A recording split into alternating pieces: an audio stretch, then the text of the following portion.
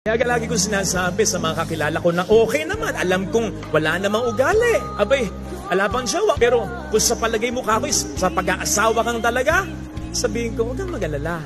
Yung tamang tao, wala pa. Hintay lang muna. Yung tamang tao, na-accept din lahat ng pagkatao mo. Yung tamang tao na wala nang babaguhin sa'yo. Kundi, kung ikaw ay babae, apelido mo upang maisunod ka sa apelido niya. Diba?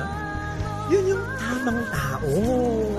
Ang diferensya, lalong-lalo na sa inyong mga kabataan, pilit niyong pinagsisiksikan ang sarili niyo sa mga maling tao. Diba?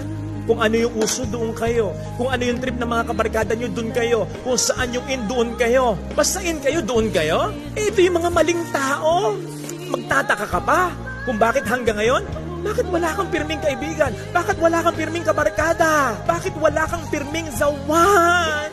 Kasi nga, ipinagsisiksikan mo ang sarili mo sa mga maling tao. Kaya hindi ka malagay sa mga tamang tao. Kapag sila'y bad influence, kalas na! Batche na! At kapag ang nararanasan mo ay puro na lamang hirap, sakit at luha, kahit kung minsan naman nakararanas ka ng saya. Pero kung mas lamang na lamang yung hirap, yung lungkot, tama na! Kaya nga may salitang break up para ilayo ka sa maling tao at upang matagpuan mo at matagpuan ka ng tamang tao na laan ng Diyos para sa iyo. Tagalog yan para maintindihan.